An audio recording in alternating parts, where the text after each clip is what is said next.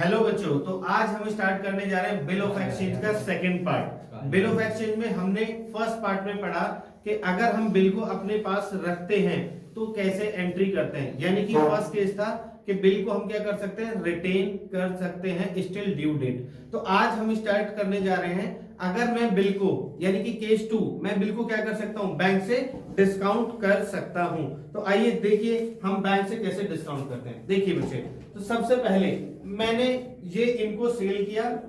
Cell करने के बाद मुझे इन्होंने कहा कि सर मैं ये पैसे आपको 3 महीने बाद दूंगा। मैंने कहा एक बिल लिखा। बिल लिखने के बाद इनसे साइन कराए और साइन कराने के बाद देखिए क्या किया, ये बिल मेरे पास आ गया। अब मुझे इनसे पैसे लेने हैं 10,000 रुपए 3 महीने बाद। ये मेरे पास क्या हो गया, बिल रिसीवेबल। अब केस 2 में देखिए मैं क्या कर सकता हूं, मुझे पैसों की जरूरत आज है, आज ही मुझे पैसों की जरूरत है। अब ये देखिए ये बैंक है, ये बैंक है। मैं क्या करूंगा, मुझे पैसों की जरूरत आज है लेकिन इनसे मैं लूंगा 3 महीने बाद। तो मैं जाता हूं बैंक के पास और मैं बैंक से कहता हूं कि बैंक जी ये 10,000 रुपए हैं और ये लो आप 10,000 का बिल 3 महीने बाद इनसे ले लेना और मुझे आप आज ही 10,000 रुपए दे दो। आप दोगे? आप दोगे बेटा मुझे? आप दोगे? आप क्या कहोगे कि भाई आपको क्या फायदा है इसमें? क्या कहोगे? मुझे क्या फायदा है इसमें? आपको इधर देख के बोलो भाई सबको। मुझे क्या फायदा है इसमें? इनको क्या फायदा? ये कहेंगे कि मैं आज आपसे 10,000 का बिल ले रहा हूं, 3 महीने बाद 10 दूंगा, मुझे क्या फायदा है? तो मैं इनसे कहूंगा आप ऐसे करो, आप 10 मत दो मुझे, आप ऐसे करो ये बिल रखो और मुझे ना 9,000 रुपए दे दो।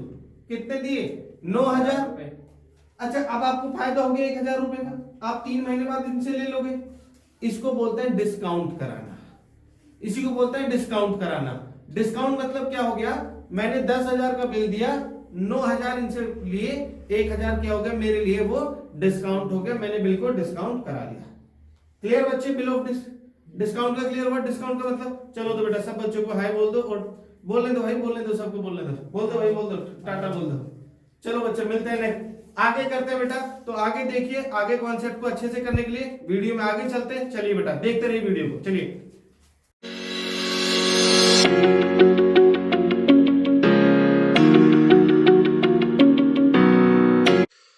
हेलो क्लास 11th बच्चों, लास्ट क्लास में हमने किया था bill of exchange. Bill of exchange का हमने फर्स्ट पार्ट किया, बच्चों को बहुत अच्छा लगा, बच्चों ने बहुत अच्छे से व्यूज दिए बेटा। तो हमने फर्स्ट पार्ट स्टार्ट किया था bill of exchange. Bill of exchange में हम वीडियो 1 कंप्लीट कर चुके हैं। जो बच्चे इस वीडियो को देख रहे हैं बेटा, सबसे सजेस्ट करूंगा पहले आप बिल ऑफ एक्सचेंज की फर्स्ट वीडियो देखें। फर्स्ट वीडियो देखें, उसके बाद आप सेकंड वीडियो पे आए तो ही आपको अच्छे से समझ आएगा, अदरवाइज आपको कुछ ना कुछ प्रॉब्लम होंगी। चलिए बच्चा, तो हम स्टार्ट करते हैं bill of exchange. Bill of exchange में हमने पहले स्टार्ट कर चुके थे, हम पहले पढ़ चुके थे। मैं आपको छोटा सा एक रिवीजन करा दूं। Okay, bill of exchange. Bill of exchange में मैंने बोला था एक्सचेंज का मतलब क्या है, जब आप किसी से गुड्स या कार एक्सचेंज करते हो, किसके बदले? पैसे के बदले, तो कैश एक्सचेंज। अगर बिल के बदले करते हो तो उसे क्या बोलते हैं? Bill of exchange. Okay, next, bill of exchange में कितनी पार्टी होती है? 3, प्रोवाइड, ड्रॉइंग एंड नेक्स्ट। अच्छा, maturity of bill. Maturity of bill में क्या होता है? टेन्योर, यानी कि जो भी डेट हो उसमें tenure plus 3 day grace period. Okay, फिर हमने कुछ क्वेश्चंस किए। ओके, फिर हमने ये एक और क्वेश्चन किया। यहां तक होने के बाद हमने ये क्वेश्चन किया और इस क्वेश्चन के बाद हमने क्या किया, दोनों की बुक में एंट्री देखी, ड्रोवर और ड्रोई की में दोनों आपस में क्या करते हैं? सेल और परचेज करते हैं। भैया देखिए, ये पर्सन है, ये पर्सन है, ये पर्सन क्या कर रहा है, ये इसको सेल कर रहा है, ए इसको सेल कर रहा है, तो मतलब ये परचेज भी तो कर रहा है भाई। दोनों अपनी बुक में रिकॉर्ड करेंगे।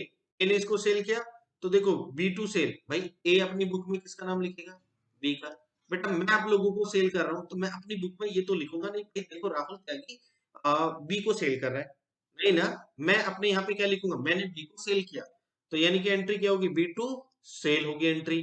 फिर इसने परचेज किया, परचेज टू ए होगा, जिससे परचेज किया। फिर इस पर्सन के पास क्या आ जाता है? बी आर आ जाता है, बी आर आ जाता है तो entry B R to B. ये पर्सन क्या करता है बेटा? बी पी देता है, तो इसके लिए एंट्री ए टू बीपी और cash account to B R और BP to cash. If bill retained till due date, अगर बिल को अपने पास रखता है वो ड्यू डेट तक। फिर हमने इस पे एक क्वेश्चन किया था बेटा, और क्वेश्चन करने के बाद मैं आपको एक छोटी सी चीज बता देता हूं आज की क्लास में। सर ओके, तो सबसे पहले देखिए मैं आपको एक आज कॉन्सेप्ट नंबर बताता हूँ 2। और कॉन्सेप्ट नंबर 2 में सबसे पहला, अगर बिल की ड्यू डेट पब्लिक हॉलीडे पे है तो पब्लिक हॉलीडे यानी कि मैच्योरिटी पीरियड पब्लिक हॉलीडे पे है। सर पब्लिक हॉलीडे कौन से? 26 जनवरी, 15 अगस्त, 2 अक्टूबर, इन पे है। तो सर मैच्योरिटी डेट क्या हो जाएगी? बिफोर 1 डे मतलब अगर आपकी मैच्योरिटी पीरियड 26 जनवरी है तो आपको कितनी हो जाएगी? वो 25। 15 अगस्त है तो कितनी हो जाएगी? 14। 2 अक्टूबर है तो कितना हो जाएगा? 1। क्लियर? ओके। नेक्स्ट, अगर सडनली हॉलीडे आता है तो सर आफ्टर 1 डे, यानी कि जैसे दिवाली आ गई किसी भी दिन बेटा, तो एक दिन बाद, मान लो 26 की दिवाली आ गई और मैच्योरिटी पीरियड भी 26 का है, तो एक दिन बाद हमारा क्या हो जाएगा? ड्यू डेट हो जाएगी और उस दिन हमें क्या करना पड़ेगा? बिल का पे करना पड़ेगा। ये था अपने पास बिल का। ओके, अब सुनिए बच्चा, हम आज जो करने जा रहे हैं मेनली वो ये है कि भाई देखिए ऐसा है, ये पर्सन है, इसने इस पर्सन को सेल किया, इस पर्सन के पास बीआर आ गया। तो इस बीआर का ये क्या क्या कर सकता है? देखो बेटा, मैं हूं, मैंने आपको सेल की, आपसे बीआर लिया और आपने कहा सर इस बिल को लेके आ जाना, 3 महीने बाद हम आपको पैसे देंगे। डन। अब मैं इसको ना अलग अलग कर सकता हूं। पहला बेटा, मैं रिटेन स्टिल ड्यू डेट, मतलब मैं ड्यू डेट तक इसे अपने पास रखूं और ड्यू डेट पे आपसे कहूं कि लाओ भाई पैसे दे दो। Second case, discounting bill of exchange.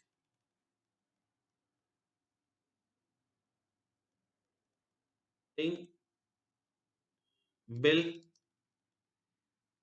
Discounting bill from bank, discounting bill from bank. Third case भी कर सकते हैं जो हम नेक्स्ट वीडियो में करेंगे। फोर्थ केस भी कर सकते हैं जो हम नेक्स्ट वीडियो में करेंगे। रिटेन स्टिल ड्यू डेट हम फर्स्ट वीडियो में कंप्लीट कर चुके हैं। आज हमारा है डिस्काउंटिंग बिल, कि हम डिस्काउंटिंग में क्या कर सकते हैं। देखिए बच्चा, डिस्काउंटिंग में आज मैं चैप्टर वीडियो के स्टार्टिंग में भी कॉन्सेप्ट को बता चुका हूँ, एक बार फिर से क्लियर करूंगा। देखिए होता क्या है, मेरे पास बिल आया और ये है बेटा, ये आप हो, ये स्टूडेंट है, ये मैं हूं बेटा, ये मी। अच्छा बेटा, मैंने आपसे कहा कि बेटा फीस दो, आपने कहा सर एक बिल ले लो और मैं आपको फीस 10,000 रुपए दूंगा 3 महीने बाद। ओके, अब ये बैंक है बेटा, ये है बैंक। मैंने कहा यार मुझे तो 3 महीने बाद पैसे मिलेंगे, तो लेकिन पैसों की जरूरत तो मुझे आज है। मैं बैंक के पास जाता हूँ, मैं कहता हूँ बैंक से भैया आप ये ना बिल ले लो और 3 महीने बाद आपको मेरा स्टूडेंट दे देगा 10,000 रुपए, मुझे आज आप 10,000 रुपए दे दो। बैंक कहेगा पागल समझाए क्या, मैं तुम्हें आज 10,000 दे दूं और मुझे 3 महीने बाद तुम्हारा स्टूडेंट 10,000 देगा? भाई लिखा हुआ है क्या कहीं पे कुछ? मैंने कहा नहीं नहीं, आप ऐसे करो 10 मत दो, मुझे 9,000 दे दो। 1,000 का ये लो डिस्काउंट दिया मैंने आपको। अच्छा, अब बैंक को क्या है? बैंक को बेनिफिट है। बैंक बेटा स्टूडेंट से कितने, आपसे कितने लेगा? 10,000। बैंक ने मुझे कितने दिए? सिर्फ 9,000। तो ये जो 1,000 रुपए कम दिए, इसी को बोलते हैं डिस्काउंट। डिस्काउंट फ्रॉम बैंक, यानी कि ये क्या है? Bill discounting from bank.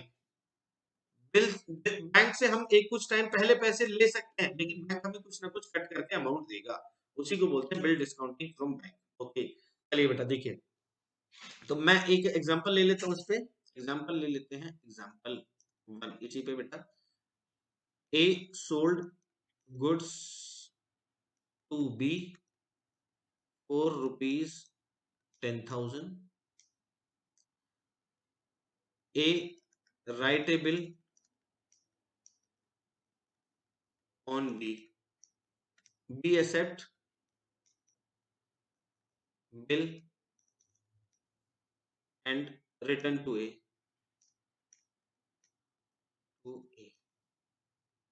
After 1 month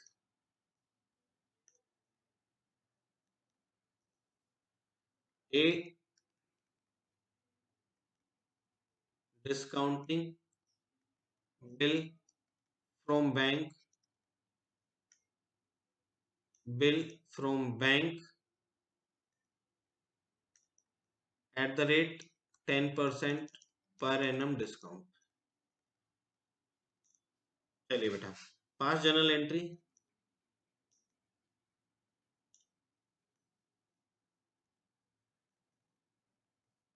in the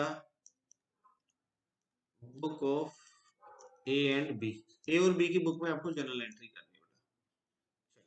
तो हम नेक्स्ट उस पे चलते हैं। मैंने फॉर्मेट बनाया, आप जर्नल एंट्री का फॉर्मेट लेंगे बेटा पूरा।